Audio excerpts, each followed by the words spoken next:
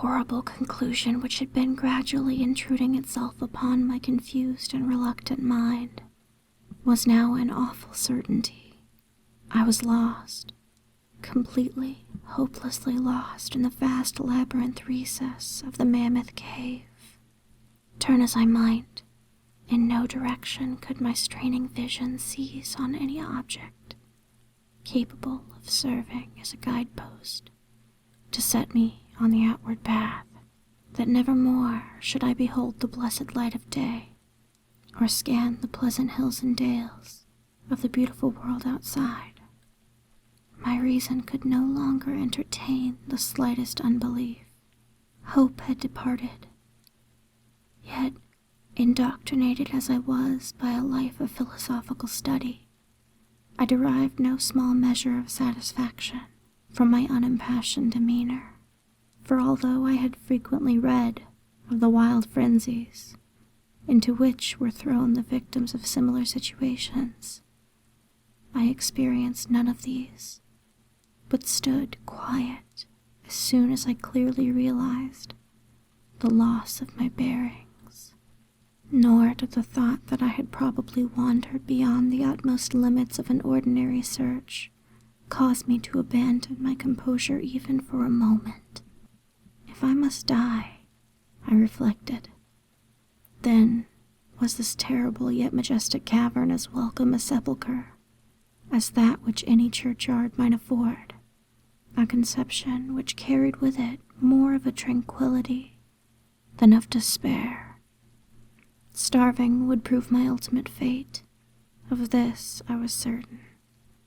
Some, I knew, had gone mad under circumstances such as these, but I felt that this end would not be mine. My disaster was the result of no fault save my own, since unknown to the guide I had separated myself from the regular party of sightseers, and, wandering for over an hour in forbidden avenues of the cave, had found myself unable to retrace the devious windings which I had pursued since forsaking my companions. Already my torch had begun to expire. Soon I would be enveloped by the total and almost palpable darkness of the bowels of the earth. As I stood in the waning, unsteady light, I idly wondered over the exact circumstances of my coming end. I remembered the accounts which I had heard of the colony of consumptives, who, taking their residence in this gigantic grotto to find health from the apparently salubrious air of the underground world, with its steady, uniform temperature, pure air, and peaceful quiet, had found, instead, death in strange and ghastly form. I had seen the sad remains of their ill-made cottages as I passed by them with the party, and had wondered what unnatural influence a long sojourn in this immense and silent cavern would exert upon one as healthy and vigorous as I. Now, I grimly told myself, my opportunity for settling this point had arrived, provided that want of food should not bring me too speedy a departure from this life. As the last fitful rays of my torch faded into obscurity, I resolved to leave no stone unturned, no possible means of escape neglected. So, summoning all the powers possessed by my lungs, I set up a series of loud shoutings, in the vain hope of attracting the attention of the guide by my clamor. Yet, as I called, I believed in my heart that my cries were to no purpose, and that my voice, magnified and reflected by the numberless ramparts of the black maze around me, fell upon no ears save my own. All at once, however, my attention was fixed with a start as I fancied that I heard the sound of soft approaching steps on the rocky floor of the cavern. Was my deliverance about to be accomplished so soon? Had then all my horrible apprehensions been for naught? And was the guide, having marked my unwarranted absence from the party, following my course and seeking me out in this limestone labyrinth? Whilst these joyful queries arose in my brain, I was on the point of renewing my cries, in order that my discovery might come the sooner, when in an instant my delight was turned to horror as I listened, for my ever-acute ear, now sharpened in even greater degree by the complete silence of the cave, bore to my benumbed understanding the unexpected and dreadful knowledge that these footfalls were not like those of any mortal man. In the unearthly stillness of this subterranean region, the tread of the booted guide would have sounded like a series of sharp and incisive blows. These impacts were soft and stealthy, as of the paws of a feline. Besides, when I listened carefully, I seemed to trace the falls of 4 instead of 2 feet. I was now convinced that I had by my own cries aroused and attracted some wild beast, perhaps a mountain lion which had accidentally strayed within the cave. Perhaps, I considered, the Almighty had chosen me for a swifter and more merciful death than that of hunger. Yet the instinct of self-preservation, never wholly dormant, was stirred in my breast, and though escape from the oncoming peril might but spare me for a sterner and more lingering end, I determined nevertheless to part with my life at as a high price as I could command. Strange as it may seem, my mind conceived of no intent on the part of the visitor save that of hostility. Accordingly, I became very quiet in the hope that the unknown beast would, in the absence of a guiding sound, lose its direction as had I, and thus pass by me. But this hope was not destined for realization, for the strange footfalls steadily advanced, the animal evidently having obtained my scent, which in an atmosphere so absolutely free from all distracting influence as is that of a cave, could doubtless be followed at a great distance. Seeing, therefore, that I must be armed for defense against an uncanny and unseen attack in the dark, I groped about for the largest of the fragments of rock which were strewn upon all parts of the floor of the cavern in the vicinity, and grasping one in each hand for immediate use, awaited with resignation the inevitable result. Meanwhile, the hideous pattering of the paws drew near. Certainly the conduct of the creature was exceedingly strange. Most of the time, the tread seemed to be that of a quadruped, walking with a singular lack of unison betwixt hind and 4 feet. Yet, at brief and infrequent intervals, I fancied that but 2 feet were engaged in the process of locomotion. I wondered what species of animal was to confront me. It must, I thought, be some unfortunate beast who had paid for its curiosity to investigate one of the entrances of the fearful grotto, with a lifelong confinement in its interminable recesses. It doubtless obtained as food the eyeless fish, bats, and rats of the cave, as well as some of the ordinary fish that are wafted in at every freshet of the Green River, which communicates in some occult manner with the waters of the cave.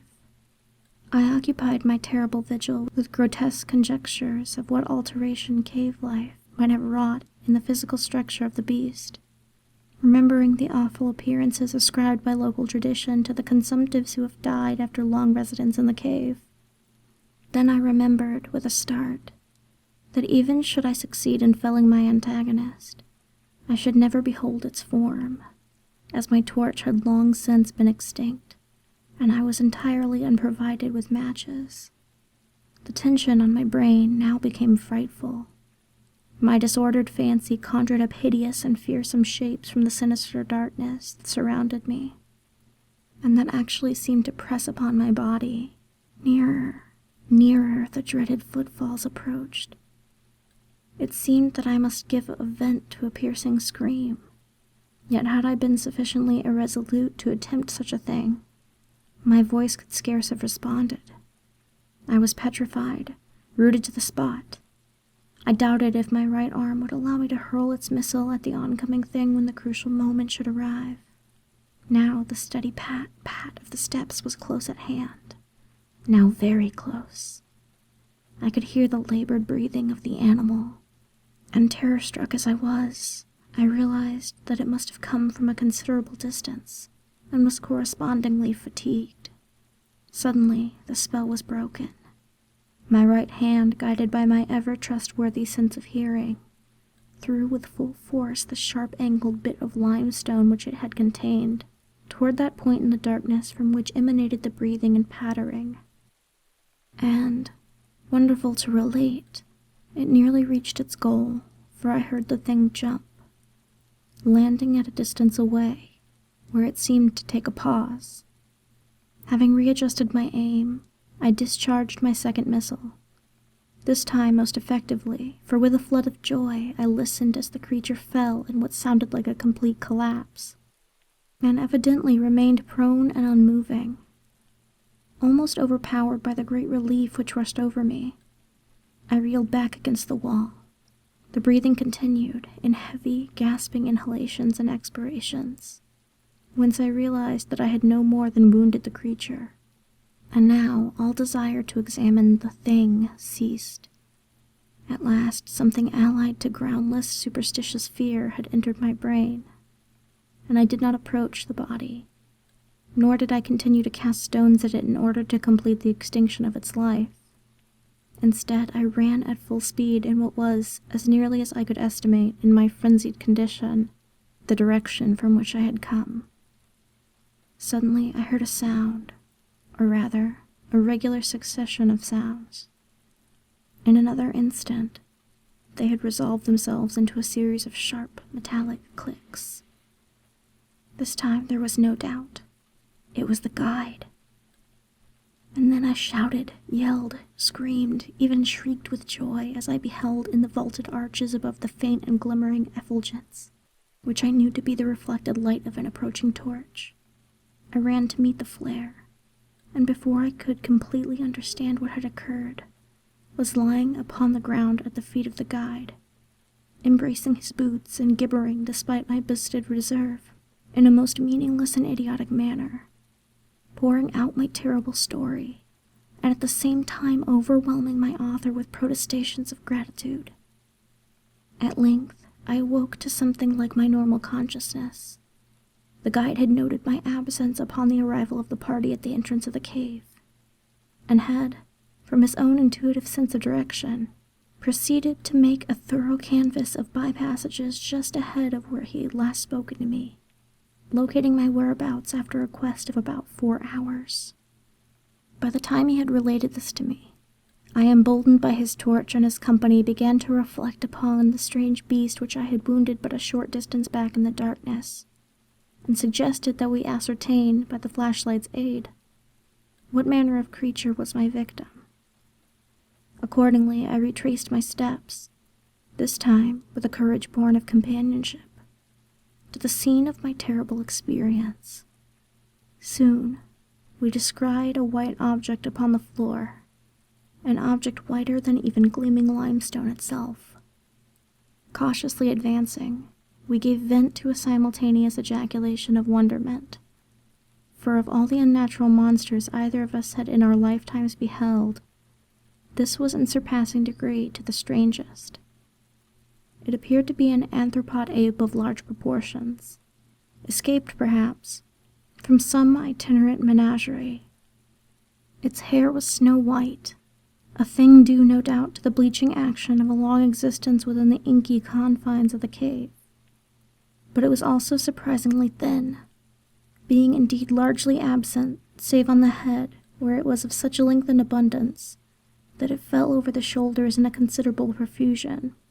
The face was turned away from us, as the creature lay almost directly upon it. The inclination of the limbs were very singular, explaining, however, their alternation and their use, which I had badly before noted, whereby the beast used sometimes all 4, and on other occasions but 2 for its progress. From the tips of its fingers or toes, long, rat-like claws extended. The hands or feet were not prehensile, a fact that I ascribed to that long residence in the cave which, as I before mentioned, seemed evident from all the all-pervading and almost unearthly whiteness so characteristic of the whole anatomy. No tail seemed to be present. The respiration had now grown very feeble, and the guide had drawn his pistol with the evident intent of dispatching the creature, when a sudden sound emitted by the latter caused the weapon to fall unused. The sound was of a difficult nature to describe. It was not like the normal note of any species of simian, and I wonder if this unnatural quality were not the result of a long-continued and complete silence, broken by the sensations produced by the advent of light, a thing which the beast could not have seen since its first entrance into the cave. The sound, which I might feebly attempt to classify as a kind of deep-toned chattering, was faintly continued. All at once, a fleeting spasm of energy seemed to pass through the frame of the beast. The paws went through a convulsive motion, and the limbs contracted. With a jerk, the white body rolled over so that its face was turned in our direction. For a moment I was so struck with horror at the eyes thus revealed that I noted nothing else. They were black. Those eyes, deep jetty black, in hideous contrast to the snow-white hair and flesh. Like those of other cave denizens, they were deeply sunken into their orbits, and were entirely destitute of iris. As I looked more closely, I saw that they were set in a face less protagonist than that of the average ape, and infinitely less hairy. The nose was quite distinct. As we gazed upon the uncanny sight presented to our vision, the thick lips opened, and several sounds issued from them, after which the thing relaxed in death. The guide clutched my coat sleeve and trembled so violently that the light shook fitfully, casting weird moving shadows onto the walls. I made no motion, but stood rigidly still, my horrified eyes fixed upon the floor ahead. The fear left, and wonder, awe, compassion, and reverence succeeded in its place, for the sounds uttered by the stricken figure that lay stretched out on the limestone had told us the awesome truth. The creature I had killed, the strange beast of the unfathomed cave, was, or had at one time been, a man.